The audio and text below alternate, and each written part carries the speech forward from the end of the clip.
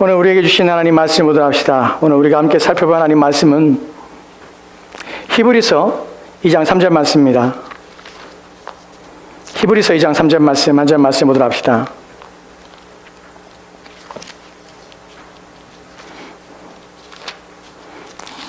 히브리서 2장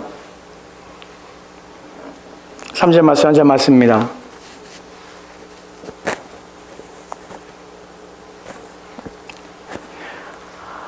우리 사신시작 우리 함께 한 목소리로 합독하도록 합시다. 같이 읽겠습니다. 시작. 우리가 이같이 큰 구원을 등한히 여기면 어찌 그 보응을 피하리요?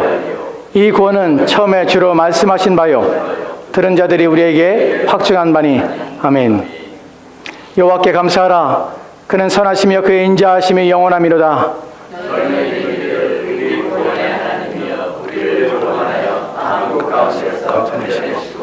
오사 우리로 주의 거룩한 감사하며 주의 영광을 드높이게 하셔서 하지어다. 아멘. 오늘 우리가 듣게 될 말씀을 위해서 함께 같이 기도하도록 합시다. 여호와께 감사하라. 그는 선하시며 그의 인자하심이 영원하미로다. 아멘. 아멘입니다. 그의 선하심과 그의 인자하심이 드러내시며 나타내신 것이 바로 그리스도 예수를 통하여서입니다. 오늘 우리가 주의 말씀 앞에 섭니다. 그의 풍성하신 은혜와 사랑이 무엇인지를 깊이 인식하며 깨달아라. 우리의 마음에서 우러나는 깊은 감동과 감화심에 따라 하나님 앞에 감사할 수 있는 귀한 시간 되게 도와주옵소서. 우리의 감사의 내용이 깊어지게 하시고 우리가 하나님 앞에 드리는 영광이 온전하게 하시고 참되게 하여 주옵소서. 이 모든 일들은 하나님의 말씀을 바로 깨달으며 바로 이해함을 근거로 통하여서 주어지는 것임을 알게 도와주시옵시고 하나님 말씀을 바르게 이해하여 하나님 앞에 드려지는 모든 것들이 온전케 되어지게 도와주시옵소서. 이 시간 주께서 우리의 마음을 감동하시고 우리의 마음을 새롭게 하시며 주의 진리의 말씀을 인도하사 그리스도에 통하여 구원이 무엇인지를 깊이 이해하도록 도와주시옵소서. 이 시간 주께서 함께하기 원하며 예수님 이름으로 기도합니다. 아멘. 아멘. 오늘 우리가 함께 살펴볼 내용은 누가 우리의 대속자인가 대속자였는가 하는 질문에 대한 답변을 찾아보면서 하나님 말씀 살펴보려고 합니다. 이 질문에 대한 답변은 이미 여러분 다 알고 계십니다. 누구죠? 예수 그리스도십니다. 누가 우리의 대속자인가 하는 분에서 이미 다 알고 있습니다. 그렇다면 이미 다 알고 있는 내용을 여러분에게 설명하려고 하는가 하는 것은 아닙니다. 오늘은 우리가 그리스도의 이 땅에 오심에 대하여 기념하는 날입니다. 사실 12월 25일 날 이날 예수님께서 이 땅에 오신 것은 아닙니다. 오히려 그날은 1월 초나 2월 달, 3월 달 그쯤에 예수님께서 이 땅에 오셨다는 사실을 알게 됩니다. 그런데 불구하고 세상이 그렇게 전하기 때문에 우리 또한 이날 기념합니다. 오늘 우리가 드려야 될 말씀은 예수님께서 왜 이 땅에 오신다는 부분이에요. 누가 우리의 대속자인가 하는 부분의 질문에 가장 중요한 것은 대속자로 오신 분이 예수 그리스도인데 왜 예수 그리스도는 왜 이 땅에 오셔야 되는가? 그분은 누구시길래? 두 번째 질문은 그분이 우리를 대속할 수 있는 것은, 대속이 가능한 것은 무엇인가 하는 부분이에요. 오늘 우리가 초점을 맞추고자 하는 것은 예수님께서 이 땅에 오신 것만이 아니라 왜 그분이어야 되는가 하는 부분입니다. 왜 예수 그리스도만이 우리의 대속자가 될 수 있는가 하는 부분이에요. 이 부분에서 우리가 생각하고자 하는 것은 그분이 가지고 있는 적합성에 대한 이야기입니다. 그분은 과연 우리의 대속자로 적합한 분이신가? 그분은 우리를 구원하시기에 적합한 분이신가 하는 부분이에요. 제가 여러분에게 드린 질문의 첫 번째 가장 중요한 부분이 뭐냐면 대속이라는 단어입니다. 여러분 대속이란 말이 무엇입니까? 대속이란 대신 속하여 주는 것이, 죄를 사해 주는 것이, 대신 죄에 대한 책임을 담당하셔서 죄의 값을 지불하셔서 우리를 죄로부터 자유케 하시는 것이에요. 우리의 죄를 그분이 담당하셔서 우리에게는 더 이상 우리가 지은 죄에 대한 책임을 묻지 않으시는 것이에요. 그분이 우리에 대한 죄에 대한 책임을 다 짊어지기 때문에 그래요. 그래서 우리는 이제 자유케 된 것이에요. 그것이 대속이라는 말이 가지고 있는 것입니다. 왜 다른 인간이 아니라, 왜 다른 방법이 없이, 왜 오직 예수 그리스도만이 우리의 유일한 대속자가 되어야 하는가 하는 부분에 대하여 오늘 말씀을 살펴보려고 합니다. 오늘 첫 번째 우리가 읽을 본문은 로마서 5장 8절 말씀입니다. 로마서 5장 8절 말씀을 우리 같이 읽도록 합시다. 같이 읽겠습니다. 시작. 우리가 아직 죄인 되었을 때에 그리스도께서 우리를 위하여 죽으심으로 하나님께서 우리에 대한 자기의 사랑을 확증하셨느니라. 아멘. 본문에서 제가 왜 오늘 우리의 제목이 오늘 크리스마스 성탄절인데 평화에 대해서 또는 사랑에 대해서 왜 얘기하냐고 왜 누가 우리의 대속자였는가 예수 그리스도께서 왜 대속자가 될 수밖에 없는가 그분이 대속자가 될 수 있는 자격은 무엇인가 하는 부분에 왜 살펴봐야 되냐면 이 부분이 성경이 말하고 있는 가장 중요한 부분 중에 하나이기 때문에 그래요. 이 부분을 모르면 여러분은 예수 그리스도의 믿음에 대하여 믿음의 내용이 무엇인지 내가 왜 그분을 믿어야 되는지 그분이 정말 대속자가 맞다면 그분이 적합하다면 정말 나는 그분을 믿어야 되는 것이에요. 그런데 만약에 그렇지 않다면 여러분 예수 그리스도를 믿어야 될 필요가 없는 것이에요. 여러분 성경에서 믿음이라는 것은 하늘에 뚝 떨어진 어떤 것이 아닙니다. 하나님께서 우리 가운데 믿음을 주시기 위해서 무엇을 하시냐면 설득이라는 방법을 사용한다는 것이에요. 그것을 복음이라고 합니다. 복음이라는 것은 내용을 담고 있고 그것은 하나님께서 우리를 향한 설득이세요. 우리를 설득시킨다고요. 이해시킨다고요. 어떠한 방법으로 그 일들을 행하심으로 또 어떤 내용을 통해서 우리 가운데 말 가운데 우리로 하여금 설득해서 우리로 하여금 믿게 하신다는 것이에요. 오늘 본문에서 하나님께서 우리에게 대한 자기의 사랑을 확증하시니란 이 확증이란 단어가 데몬스트레이션입니다. 데몬스트레이션 하는 것이 하나님께서 어떻게 해요? 설득하고 이해시키는 것이에요. 예수님께서 우리 가운데 적합합니다. 그분은 우리에게 유일한 우리의 대속자가 되십니다. 이것을 하나님이 보여주시는 것이에요. 그리고 여러분을 설득하는 것이에요. 믿으라는 것이에요. 정말 그분은 나의 유일한 대속자가 될 수 있는가? 나로 하여금 내 죄에서 나를 건져줄 수 있는 분인가? 그 일에 대하여 그분은 합당하신 분인가? 그런 능력을 가지고 계신 분인가? 그래서 나는 그분을 믿기만 하면 정말 내가 지은 인생의 모든 죄에서 나는 자유케 될 수 있는가? 모든 허물에서 나는 벗어날 수 있는가? 이 부분에 대하여 하나님께서는 그것을 여러분에게 보이시는 것이 그럴 수 있다는 것이에요. 예수 그리스도는 그런 분이시라는 것이에요. 그래서 그분을 믿어야 한다는 것이에요. 그것을 설득이라는 방법을 통하여서 설득이라는 내용을 통하여서 우리 가운데 지금 증명하시고 입증하시는 것이에요. 이것에 대해 오늘 살펴보려고 하는 것이에요. 우리가 읽었던 오늘 로마서 5장 8절 말씀에서 이렇게 시작하는 것을 보게 됩니다. 우리가 아직 죄인 됐을 때 저와 여러분이 아직 죄인 됐을 때 저와 여러분은 죄인이었습니다. 아직 지금도 그리스도 예수를 믿지 않는 자는 죄의 상태에 남겨져 있는 것이 죄인 된 상태에 있을 때에 그리스도께서는 우리를 위해 죽으셨습니다. 그분이 그냥 죽으신 것이 아니라 우리를 위해 죽으신 것이에요. 우리의 뭐 때문에? 우리는 죄인 되었을 상태에 있기 때문에 죄 때문에 그분은 우리를 위해 죽으신 것이에요. 죽게 하시면야만 하나님 무엇을 하냐면 이걸 통해 우리를 설득하시는 것이에요. 확증하시며 증명하시는 것이에요. 무엇을요? 하나님 우리에 대한 사랑을 확증하시는 것이에요. 오늘 우리가 중심으로 삼아야 될 중요한 내용 중에 하나가 무엇이냐면 하나님이 어떻게 자기의 사랑을 입증하시고 설득하시냐는 것이 그 사랑이 무엇이냐면 그리스도 예수가 우리의 유일한 대속자로 우리 가운데 주어진 것 통하여서 하나님이 정말 우리 가운데 관심을 가지고 계시구나. 정말 그분이 우리를 구원하시고 원하면 우리를 사랑하시는구나 하는 것을 설득하시는데 그 설득의 내용을 지금 살펴보려고 해요. 여러분은 설득돼야 돼요. 사실은 믿는 자들은 그리스도인들은 참된 그리스도인들은 1차적으로 설득된 사람들이에요. 하나님의 말씀을 듣고 마음이 설득이 된 것이 이해가 된 것이 그것이 믿어지는 것이에요. 예수를 믿으면 네 죄에서 사함받아. 네가 믿어야 될 유일한 대상이 있다면 그리스도밖에 없어. 내가 그리스도 이 땅에 보냈어. 그래서 그를 믿고 그를 의지하는 자 구원을 얻어. 이것이 하나님 우리 가운데 주신 말씀이에요. 이것에 의해 우리는 설득이 되는 것이에요. 이해가 되는 것이에요. 그래서 나는 믿습니다라는 것이에요. 내 죄가 없어진다면 믿습니다 라고 말하는 것이 어떻게 가능할까요? 어떻게 그 일이 이루어진 것일까요? 내 죄가 사함받았다는 것이 내 모든 죄책에서 나를 거두었다는 것이 나는 어떻게 믿을까요? 그리스도는 어떻게 그 일을 하셨을까요? 이 부분을 오늘 초점 삼아서 제가 여러분에게 말씀을 드릴 것이 부디 여러분 마음에 하나님이 여러분 마음을 설득하셔서 여러분이 하나님을 믿으시고 그가 우리를 위해서 행하신 그 모든 것들을 입증하실 때에 그 논증 앞에 여러분이 무릎을 꿇고 맞습니다. 하나님이 이루신 것이 사실이었습니다. 그래서 내가 그분을 믿습니다. 라는 고백을 저와 여러분 했으면 좋겠습니다. 오늘 우리가 살펴볼 첫 번째의 중요한 하나님의 그리스도는 정말 우리의 대속자인가라는 부분을 살펴볼 때 우리를 위하여 죽으셨다는 표현 속에서 그분은 인간이었다는 사실을 먼저 이해하십시다. 그분은 사람이셨습니다. 왜냐하면 하나님은 죽었었기 때문에 사람이셨습니다. 사람이 되신 이유가 죽기 위해서예요. 사람이 왜 죽어서 그분이 왜 사람이 되셨고 사람으로서 죽은 줄 아십니까?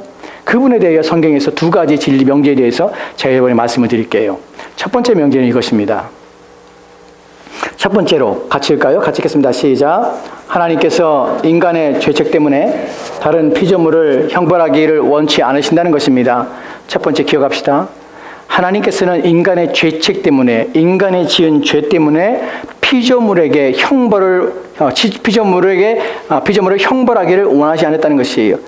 쉽게 말하면 인간이 지은 죄 때문에 다른 짐승이나 또한 다른 것에 인간이 지은 죄에 대한 책임을 물으시고 그에게 진노하시며 그 죄에 대해서 죄책을 담당하도록 하나님께서 원하지 않으셨다는 것이에요. 여기서 우리가 알게 되는 것은 인간의 죄는 인간밖에 그 스스로밖에 해결하지 못한다는 사실이에요. 이것이 첫 번째 명제입니다. 두 번째 봅시다. 둘째로 같이 읽읍시다. 시작. 어떤 피조물이라도 단지 피조물로서는 죄에 대한 하나님의 영원한 진노의 짐을 감당할 수도 없고요. 다른 피조물을 거기에서 구원할 수도 없다는 것입니다. 두 번째의 중요한 점은 무엇이냐면 어떤 피조물이라도 단지 피조물로서는 피조물 자체로서는 죄에 대하여 하나님의 영원한 진노의 짐을 감당할 수 없다는 것이에요. 그래요. 내가 지은 죄 내가 감당할게요. 하나님, 내가 죄를 졌습니다. 그렇다면 나에게 죄를 물으세요. 내가 그 죄에 내 책임에 대하여 내가 부인하거나 피하지 않겠습니다. 나한테 부으세요. 내가 담당할게. 나는 것이 통하지 않는다는 것이에요. 왜냐하면 하나님의 영원한 진노에 대하여 그 진노의 짐을 피조물로서는 누구도 스스로 감당할 수가 없어요. 이 문제가 예수 그리스도의 유일한 우리의 대속자가 될 수밖에 없는 내용이라는 사실이에요. 그 부분을 설명할게요. 우리가 첫 번째로 살펴볼 첫 번째 문제는 하나님께서는 인간이 지은 죄책에 대하여 다른 피조물에게 형벌을 가하는 것을 원하지 않습니다. 라는 부분에 대하여 성경에 보면 히브리서 보면은 10장에 히브리서 10장 4절과 5절 말씀이 이렇게 기록되어 있습니다. 같이 읽까요? 같이 읽겠습니다. 시작. 이는 염소와 능히 죄를 없이 하지 못하리라. 그러므로 주께서 세상에 임하실 때에 이르시되 하나님이 제사와 예물을 원하지 아니하시고 오직 나를 위하여 한 마음을 예비하셨도다. 아멘. 여기서 중요하게 여러분이 살펴볼 내용이 무엇이냐면 이는 황소와 염소의 피가 능히 죄를 없이 하지 못한다는 것이에요. 인간이 지은 죄에 대해서 짐승을 죽이면, 짐승의 제사를 드리면, 짐승의 피를 흘리게 되면 그러면 내 죄가 사해질 수 있는데 짐승을 대신해 죽이면 안 됩니까? 라는 부분에서 하나님은 그러지 않다는 것이에요. 능히 죄를 사함받지 못하는 것이에요. 여기서 우리는 의문이 들죠. 성경을 좀 아는 분들은 구약에는 짐승으로 제사를 드려서 사람의 죄가 사하시는 방법이 있었는데 그럼 어떻게 된 것입니까? 라고 말하는 것이 히브리서에 우리가 읽지 않은 다른 본문에 보면 구약에서 하나님께서 황소나 또는 염소나 양이나의 짐승을 통하여서 우리의 죄를 사하시게 하셨던 방법은 한시적이었습니다. 왜 그러냐면 그것은 예표로서 예수님께서 오시기 전까지 사람들에게 그 죄에 대해서 하나님은 징벌하지 아니하시고 죄책을 묻지 아니하시고 그것을 간과하신 것이에요. 간과라는 것은요, 봤어요. 봤지만 그 책임을 묻기에는 인간이 그 죄책을 감당하기가 힘들기 때문에 할 수 없기 때문에 하나님께서는 그것을 보지 않은 것처럼 그것을 그냥 내버려 두신 것이에요. 근데 이제 그리스도가 오신 말미암아 그분께 이 일들을 통하여서 그분의 십자가에 달려 죽으신 말미암아 이제 우리의 죄책을 다 담당하도록 하신 것이에요. 그래서 성경은 뭐라고 하냐면 개혁될 때까지 내버려 두셨다는 것이에요. 변화돼서 온전할 때까지 구약의 것은 그냥 내버려 두셨고 이제 그리스도가 있어 사람이신 그분이 죽음 말미암아 이제 사람의 죄가 없어지게 하는 방식을 이제 온전케 하시고 이제 세우신 것이에요. 여기서 중요한 것이 그 다음에 나온 내용입니다. 그러므로 주께서 짐승의 피로 사람의 죄가 사해진다면 그렇게 하셨을 텐데 그런데 그렇지 않기 때문에 인간의 죄가 사함받지 않기 때문에 짐승이 1000마리 죽건 10,000마리 죽건 100,000마리 죽건 한 사람의 죄에 대한 책임도 짐승의 죽음을 가지고는 결코 이루어질 수 없기 때문에 하나님께서는 다른 방식, 온전한 방식을 세우신 것입니다. 그러므로 주께서 세상에 임하실 때 누가 임하신 것입니까? 예수님께 이 땅에 오실 때에 하나님의 제사와 예물을 원하지 아니하시고 오직 나를 위하여 한 몸을 예비하신 것이에요. 여기서 한 몸이라는 것은 사람을 준비하셨다는 것이에요. 주님께서 이 땅에 오실 때에 사람이 되셔 오신 것이에요. 이 부분을 얘기하는 것이 왜요? 중요한 것은 무엇입니까? 하나님께서는 어떠한 피조물로도 사람이 지은 죄에 대한 책임을 묻지 않으시기 때문에 그래요. 그래서 사람이 와셔야 되는 것이, 사람이 죽어야 되는 것이에요. 이 부분에 대하여 그렇다면 이제 사람이 지은 죄는 사람이 감당해야 됩니다. 그 책임을 져야 되는 것이. 그렇다면 이렇게 생각할 수 있습니다. 누구든지 다른 사람의 죄를 위해서 내가 대신 죽을 수 있는가 하는 부분이에요. 아버지가 자식을 너무나 사랑해서, 아들을 너무나 사랑해서 내가 이 아들은 구원받기 위해서 내가 이 아들의 죄 때문에 내가 대신 죽어줄 수 있는가 하는 부분이에요. 엄마가 자기의 자녀를 위하여 대신 죽어줄 수 있는가 하는 부분이에요.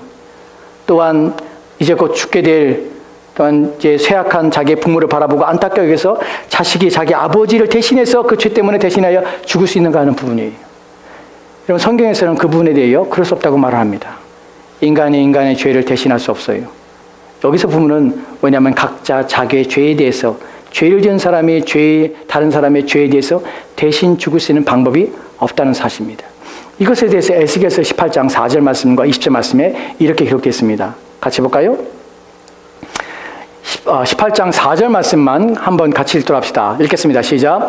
모든 영혼이 다 내게 속한지라 아버지의 영혼이 내게 속한같이 그의 아들의 영혼도 내게 속하였나니 범죄하는 그 영혼은 죽으리라. 여기서 기억합시다.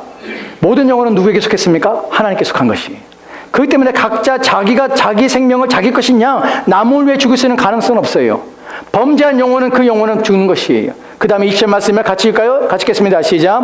아들은 아버지의 죄악을 담당하지 아니할 것이요 아버지는 아들의 죄악을 담당하지 아니하려니 의인의 공의도 자기에게로 돌아가고 악인의 악도 자기에게로 돌아가리라. 아멘. 이 구절에서 중요한 내용이 무엇입니까? 아버지가 죄를 지면 그 아버지의 죄악이 자녀에게 옮겨가서 자녀가 아버지를 대신 죽을 수 있습니까? 그런 법은 없습니다.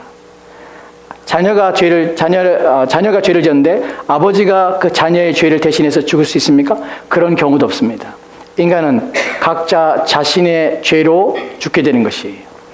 이분에서 잠깐 설명드리면, 여러분, 사람이 죽습니다. 사람이 왜 죽습니까? 나이 먹었어요? 늙었어요? 쇠약했어요? 기력이 쇠진했어요? 아닙니다. 성경은 인간이 죽는 이유를 하나로 얘기합니다. 왜냐하면 모든 인간은 죄를 짓기 때문에 죄의 대가는요? 죽음입니다. 그게 사망인 것이. 우리는 죽게 된 이유가 우리가 범죄했다는 것을 증명하는 다른 차원에서 우리 모두가 죄인이라는 사실이 입증되는 것이에요. 사람이 죽습니다. 죄를 짓기 때문에 그래요. 죄에 대한 대가예요. 난 그리스도인입니다. 왜 죽습니까? 그리스도께서 내 죄를 사한데 왜 죽습니까? 그리스도인의 죽음은 다릅니다. 그리스도인은 자기 죄 때문에 죽지 않아요. 그리스도인은 자기가 죄를 지은 그 죄에 대한 대가 때문에 죽지 않습니다. 그리스도인은 그 죽음을 통하여 새로운 생명을 얻기 위해 죽습니다. 새 육체를 얻기 위해 죽습니다. 그리고 영원하신 그분께 그리스도께 가는 것이 그와 함께 있게 해서 죽게 되는 것입니다. 이 죽음은 왜 그리스도인들에게 여전히 우리 가운데 주셨습니까? 남겨주셨습니까? 왜냐하면 우리가 한번 생각하기 위해서. 죽음을 통해 무엇을 보게 됩니까? 우리가 유한한 존재이며 우리는 우리의 죄로 말미암아 죽을 수밖에 없었던 존재라는 사실을 인식하여 우리의 의지자가 되시는 그리스도 예수를 통하여서 우리가 영원한 생명이 되게 필요하다는 사실을 각인시키고 깨닫게 하기 위해서 여전히 그리스도인에게도 죽음이 남아있는 것입니다. 우리에게 있어서 그 의미는 그렇습니다. 모든 인간은 자기의 죄 때문에 죽게 되고 그 죄로 말미암아서 책임을 다하게 될 수밖에 없다는 것이에요. 여기서 우리가 알게 되는 것은, 그렇다면 그리스도가 인간이신데 예수님께서는 사람이 오셨다고 말씀을 드렸습니다. 그분은 사람이 되셨습니다. 사람인데 사람이 사람의 죄를 대신할 수 없다면 어떻게 그분이 우리의 죄를 대신할 수 있는가 부리예요. 왜 그럴 수 있냐면 그분은 죄가 없기 때문에 그렇습니다. 사람에게서 나신 분이 아니기 때문에 그래요. 성경에 보면 성령으로 잉태되었습니다. 성령이 마리아의 태 속에 하나님을 잉태시켰고 그분은 아담의 후손으로 오신 것이 아니라 새롭게 창조되신 말미암아 죄 없으신 분으로 이 땅에 오신 것이기 때문에 그게 가능한 것이.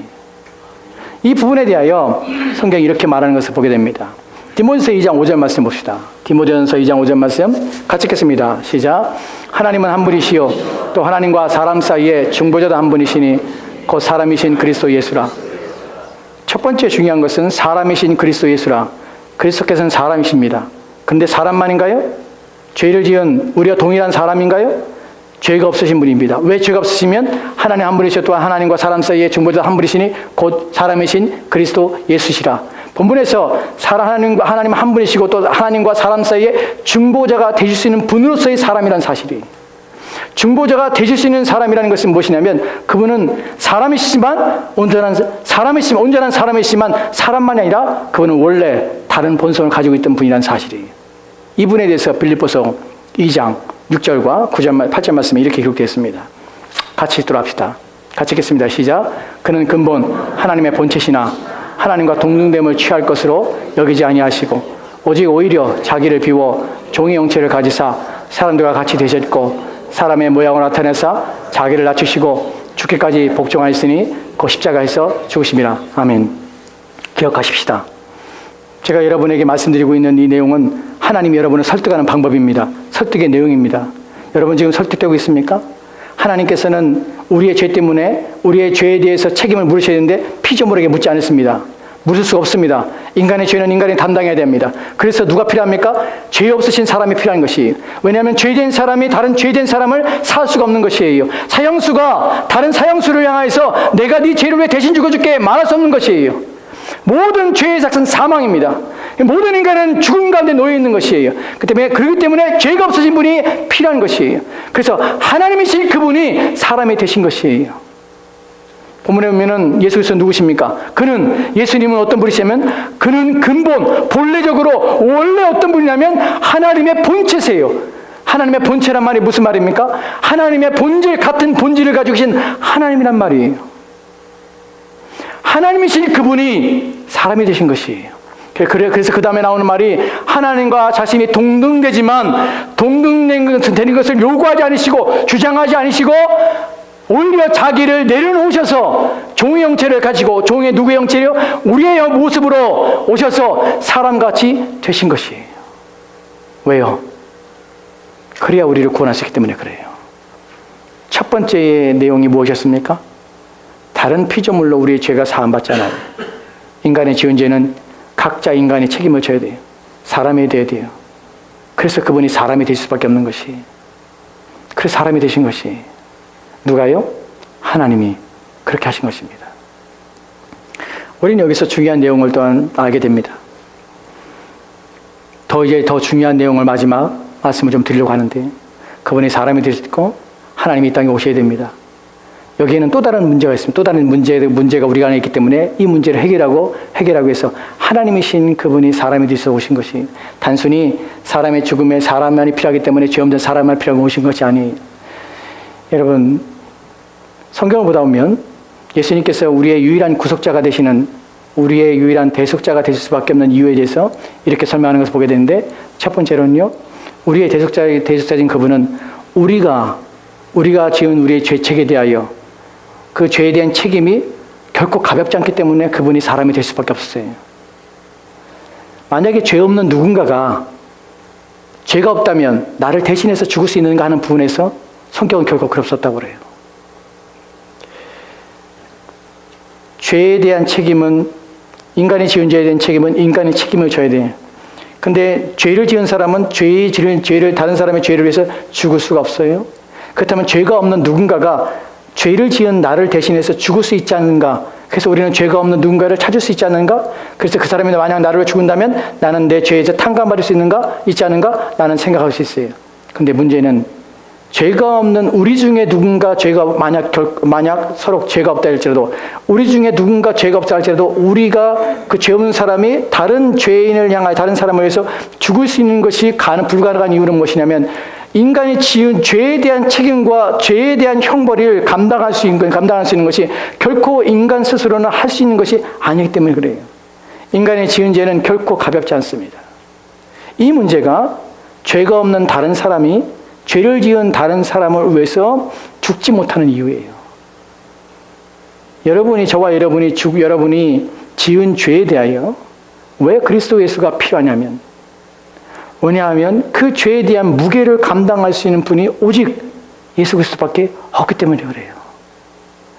저와 여러분이 알아야 될 것이 뭐냐면, 여러분이 하나님을 멀리하며 하나님 믿지 않은 죄가 얼마나 무거운지 하나님이신 그분의 생명을 요구할 만큼 저와 여러분이 지은 죄가 비참하다는 것이에요.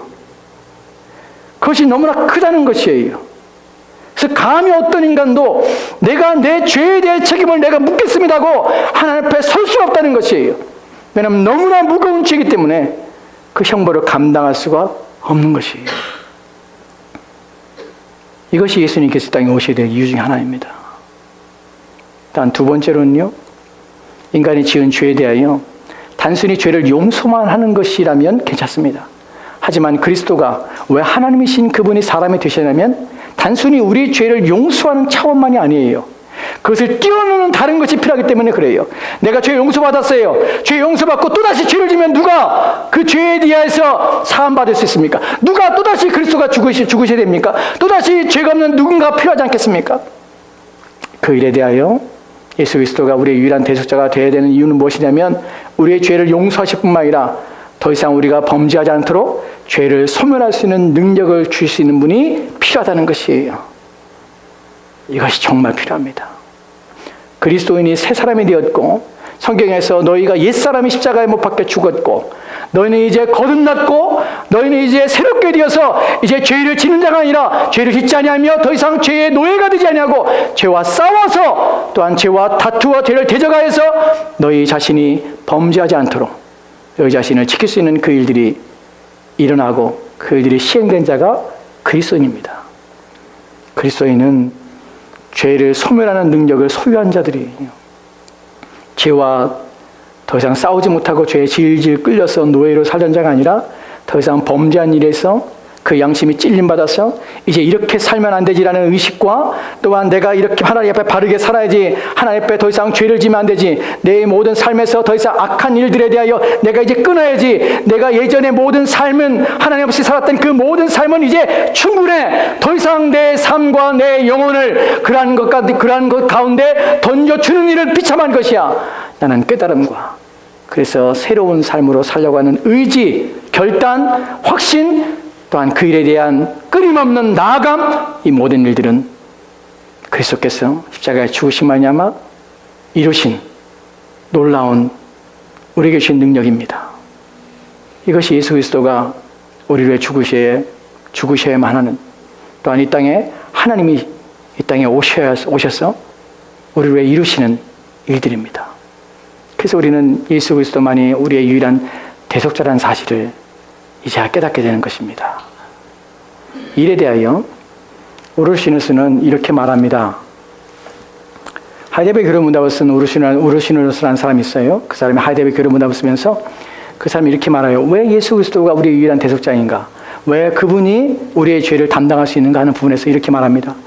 같이 천천히 읽읍시다. 같이 읽겠습니다. 시작. 우리의 중보자께서 그저 사람에 불과했다고 했고 그런 상태로 하나님의 진노의 짐을 스스로 짊어졌다면, 잠깐만요, 생각해 봅시다. 우리의 중보자 예수 그리스도께서 그저 사람에 불과했고 그런 상태로, 사람의 상태로 하나님의 진노의 짐을 스스로 짊어졌다면, 사람의 짐을 짊어졌다면 어떤 일이 벌어질까 하는 부분이에요. 그 다음 날 읽읍시다. 같이 읽읍시다. 시작. 그는 그 무게에 눌려 뭉개졌을 것이다. 그러므로 그가 절망 가운데 빠지거나 뭉개지지 않고 무한한 형벌을 감당하시기 위해서는 반드시 무한한 힘을 소유한 분이셔야 했고 그렇기 때문에 하나님이셔야만 했던 것이다. 이해가 되십니까? 만약에 인간의 죄 없는, 만약에 우리 중에 정말 죄가 없는 사람이 있다면 그 사람이 다른 사람의 죄를 감당하기 위해서 내가 그 사람의 죄를 형벌을 담당하겠습니다. 하나님 앞에 섰을 때 죄가 그에게 부어진 죄에 대한 책망이, 죄에 대한 진노가 쏟아졌을 때 그는 뭉개져 버릴 것입니다. 그는 감당하지 못하는 것이에요. 무한한 능력을 가지신 분이 필요한 것이에요. 모든 인류의 죄를 감당할 수 있는 분이 필요하신 것이에요. 그 죄의 무게를 누르지 않는 분이 필요하신 것이에요. 그분이 누구십니까? 예수 그리스도십니까? 그분이 하나님이시기 때문에 이 일이 가능한 것이에요. 그래서 우리에게는, 우리의 구속자는, 유일한 구속자는 두 가지의 성품이 필요한 것이에요. 하나님이신 성품이 필요하며, 두 번째는요, 그분은 사람이 되셔야 하는 것이에요. 그래서 우리 주 예수 그리스도는 온전하신 하나님이신 동시에 온전하신 인간이신 것이에요. 이것이 하나님이 우리를 향한 그의 사랑을 설득하는 방법입니다. 하나님은 이 일을 통하여 내가 너희를 사랑하고 내가 너희를 구원하기 원한다는 것을 설득하신 것이. 여러분의 이 이야기가, 이 말이, 이 하나님의 설득이 이해가 되십니까? 믿어지십니까? 이것에 대해 감사하십니까? 오늘 이 이야기를, 이 구원의 놀라운 이야기를 우리가 들어야 될 이유가 있다면 바로 오늘 우리가 본문을 읽었던 히브리서 2장 3절 말씀 때문에 그렇습니다. 히브리서 2장 3절 말씀 다시 보도록 합시다. 같이 읽겠습니다. 시작. 우리가 이같이 큰 구원을 등한히 여기면 어찌 그 보응을 피하리요? 이 구원은 처음에 주로 말씀하신 바요 들은 자들이 우리에게 확증한 바니. 아멘. 우리가 이같이 큰 구원을, 저와 여러분이 듣고 있는 이 큰 구원을 하나님이 사람이 되셔야 할 뿐만 아니라 그분이 오셔야 되며 그분이 하늘에 있는 높은 보좌를 버리시고 이 땅에 낮은 이 땅에 오셔서 비천한 사람의 모양으로 오셔서 이 땅에서 우리를 위해 사시고 또한 그것만 아니라 십자가에 달려 죽으시기까지 고난을 당하시고 하나님께 버림받은 순간까지 우리의 죄책을 위하여 참고 견디시며 또한 그로 말미암아 부활하시고 하늘에 오셔서 이제 모든 인류와 모든 죄인을 위한 구주가 되신 이유는 무엇이냐면 바로 저와 여러분을 구원하시기 위함이요. 그것이 유일한 방식이기 때문에 하나님이 그렇게 하셨다는 것이에요. 이 큰 구원을 등한시하면, 멸시하면, 무시하면, 무관심하면 거기에 대하여 여러분의 마음을 두지 않으면 여러분 하나님 앞에 더 큰 책망을 받을 것입니다. 어찌 그 보응을 피할 수 있습니까? 오늘 하나님이 여러분을 설득하십니다. 이것을 말하는 이유가 여러분의 마음이 하나님께 이끌림 받기 원했습니다. 믿으라는 것입니다. 만약 그렇지 않다면, 여러분 믿지 않는다면 여러분은 하나님의 큰 진노를, 그 보응을 반드시 받게 됩니다. 그러기에 그리스도 예수를 여러분의 유일한 구주로 믿으십시오. 그분이 여러분의 유일한 대속주라는 사실을 확신하십시오. 그리고 그분 안에서, 그분을 믿는 믿음 안에서 사시고 그분의 말씀에 순종하며 그분의 우리 주신 이 구원을 결코 헛되게 하지 마시기를 부탁드립니다. 기도합시다. 오늘 우리가 그리스도께 이 땅에